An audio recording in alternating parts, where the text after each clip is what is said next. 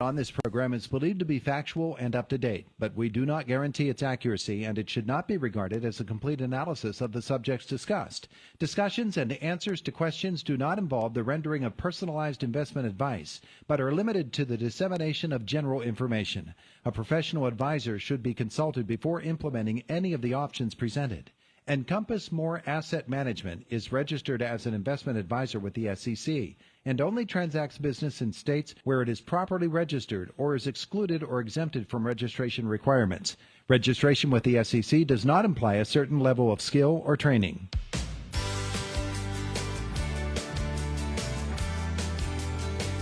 And there they are, Clinton Smith, Galen Bargerstock, in the studio with us this morning. GCES. Gentlemen, good morning. Good morning. It's good to have you both with us here today. You know, when folks go to see a financial advisor for the very first time, it can be rather intimidating because they figure that guy there knows more than I'll ever know about money or anything else. Yeah. And so they might feel a little bit, I don't know, as if they're up against it, and they don't know where to start. Yeah. So what are some questions that people would ask a financial advisor who they want to help them get set for the rest of their life, really, when you're talking retirement savings? Our biggest number one question is, are you a fiduciary? If someone's a fiduciary, they have to make sure that whatever they are doing for you is better for the client and not better for the agent themselves. So if someone's a fiduciary, that really is going to be the simplest thing to find out if they are in that category of like a used car salesman, or are they someone that is actually taking their client's best interest in mind. So that would be our number one question is, are you a fiduciary? Probably 5 or 6 years ago, no one would have asked that because they'd never heard that word. No. It's a new term. I mean, it's an old term, but people have just started talking about it. Yeah.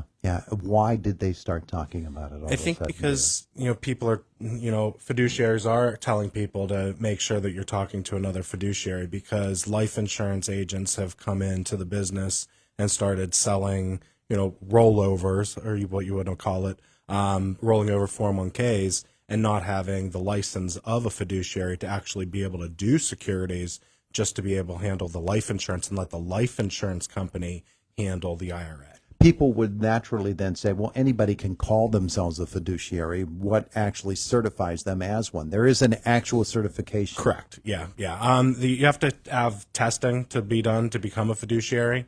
The 6 or the 65 in the state of Pennsylvania will have you become a fiduciary. All right. So it's a very important designation. And you are. I am, correct, yeah. You are a fiduciary. All right, Clinton, what's question number 2 that most people ask? Question number 2 is a really easy one. It's no surprise, we were a Prudential office for a year.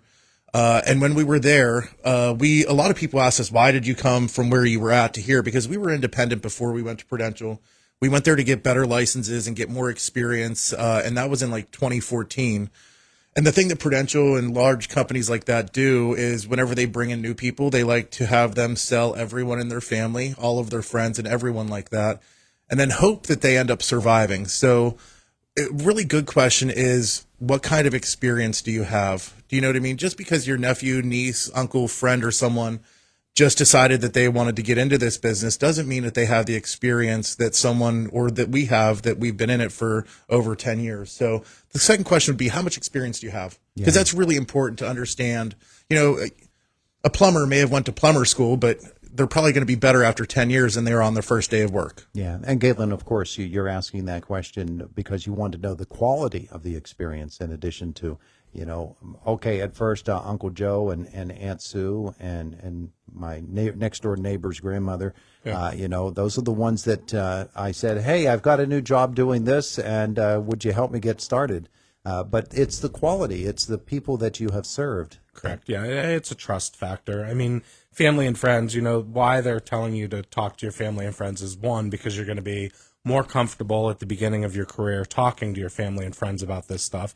And 2, your family and friends are going to trust you more than they're going to trust a stranger. So it builds confidence. But, like Clinton said, you can't just, I'm here, I'm a financial advisor, use my services. I mean, you have to prove yourself in this business. Even, when I'm taking on, a new agent, My newest agent, he has a degree in finance. So he does have experience of financial things, but he doesn't have the real world experience. So he's with me for, 6 months, learning, and I'm monitoring and checking to, make sure he's doing everything properly. But at the end of the day, I learned best by the questions I was asked. And, I've been licensed since 2007. So over time, you learn things. So experience says a lot. Yeah. That quality of experience is really, really important. Clinton, question number 3. Number 3. I feel like I'm interviewing you today a little bit. The tables have turned this Monday. Question number 3 is really about, with the retirement plan that you're suggesting, how much am I going to make monthly in retirement, and what is that going to cost me? Mm-hmm. That's another important question, and that's pretty much sums up what a lot of people's question are. They want to know how much are they going to make monthly, where is their money going to come from, how long is it going to last them, but also, more importantly, how much is that going to cost me? Am I going to have to pay anything for the products or services that you're suggesting? All right, so Galen, question number 3 had a whole lot of different angles to it. Yeah, how are you going to get paid? I mean, I get asked that tons of times. A lot of the times, my just style is to try to keep the fees as low as possible. So I figure out the risk tolerance and then decide what portion could I push to the insurance side of the business. And in the insurance side of the business, like right now today, a lot of my favorite companies have absolutely no fees.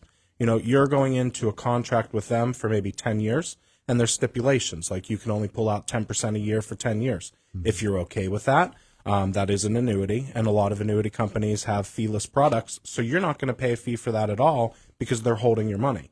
And then on our aspect, you go with our fees, and the more money that's held, the less the fee is with us. So I'm very upfront about how much it's going to cost when you go in, so we don't have an awkward conversation a year or two down the road when you're like, where did this come from?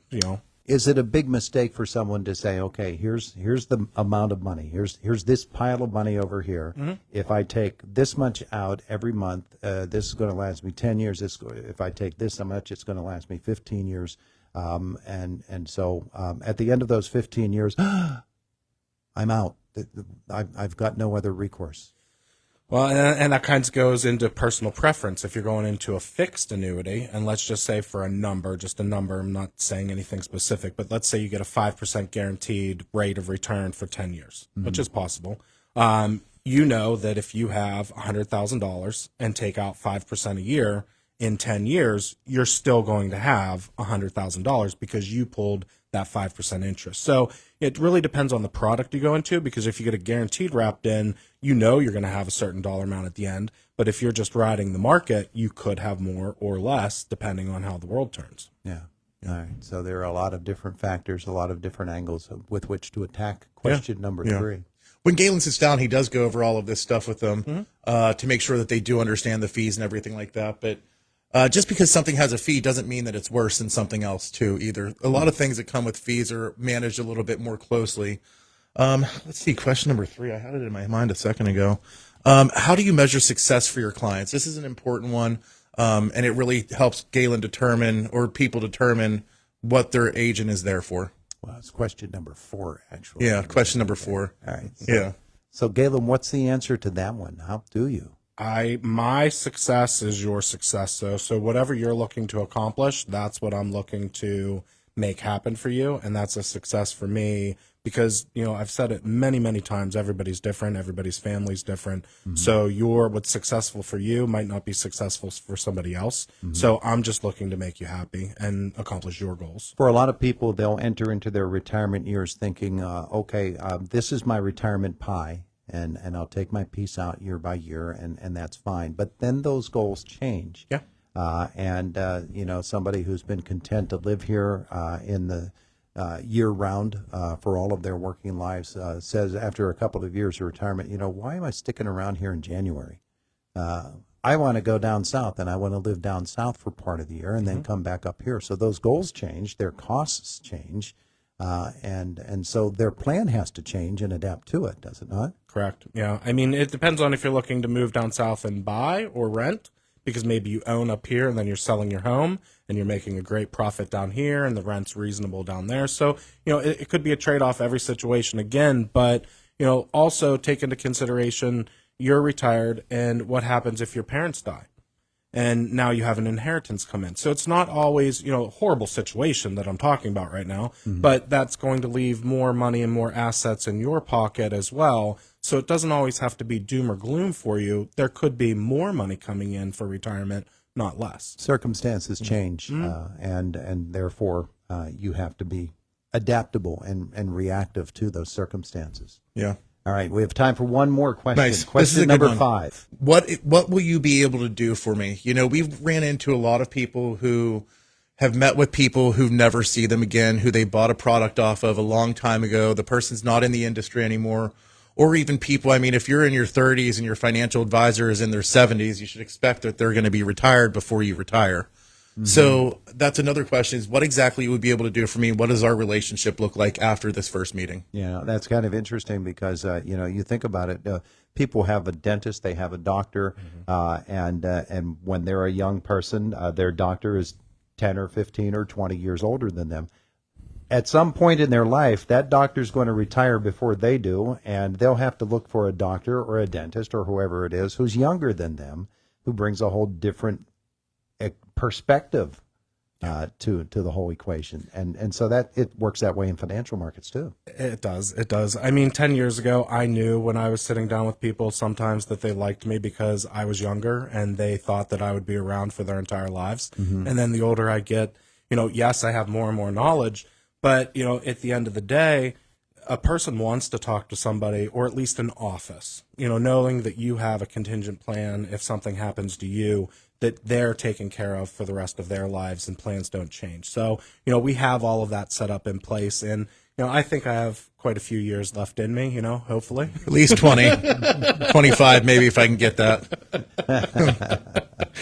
But that's a great reassurance for folks, and they want to know that whoever it is that they're with is going to be there for them for the long term. Yeah.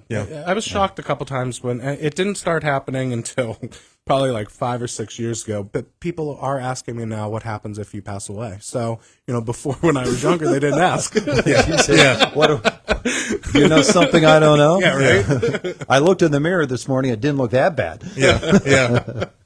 Yeah, things have definitely changed since we started the company. Now we look like we're in our 40s rather than being in our 40s. Yeah. But that's okay. Yeah, it's all right. It's okay. It's a part of the whole process. But they do need to know that the company is going to be there for them, and you guys are. You're going to be there for the long term. Yeah. All right. So thank you so much. This is weird. Me interviewing you, kind of. Yeah. Well, you were just bouncing the questions off of me, and they were bouncing off of me and landing on Galen over there. But that's okay. I'll have to get an application while I'm here. Okay. Well, you're coming back later this week, right? Yeah, I'm sure. This is one of those weeks when we have a bunch of guests who are here early in the week who are going to be coming back later in the week, and you're one of them. Yeah. You're coming back for the United Way of Indiana County on Wednesday. Yeah. Tons of exciting stuff going on with the United Way right now. Cool. Yeah. Cool. All right. So all of that being the case, what do folks need to know about GCES and how they can get started with you guys and get rolling on their retirement plans? The most important thing to know is that yesterday was our marketing director, Shauna Jones's 41st birthday.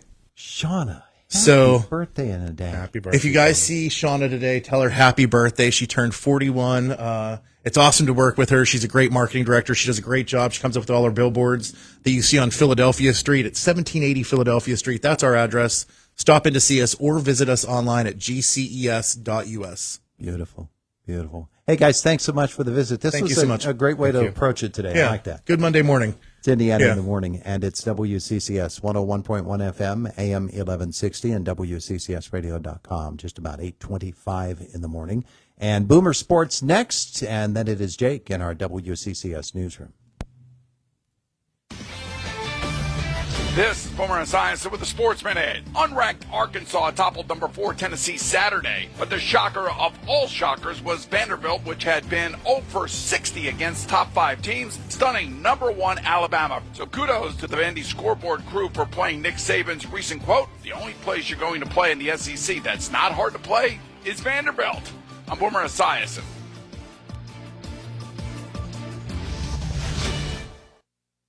All right, when it comes to getting life insurance for your family, a lot of excuses can get in the way. But ask yourself this. If something were to happen to me, who would pay the mortgage, the kids' education, and the other bills? Then forget the excuses and check out Ethos Life, the online, easy way to get life insurance in 10 minutes. Ethos has rates that you can afford, like a $500,000 policy for a 40-year-old male starting at $1 a day or $30 a month with a few health questions and no medical exam. Get your free quote right now at checkethos.com. That's checkethos.com. Not available in all states. Rates do vary. Autumn is in the air, and like the leaves, prices are falling at Harbor Freight's parking lot sale this weekend. We've got tons of products on sale, like 3-ton jacks for under $100, 5,000-watt generators $250 off, plus dual bevel miter saws at nearly half the price of the competition. Whatever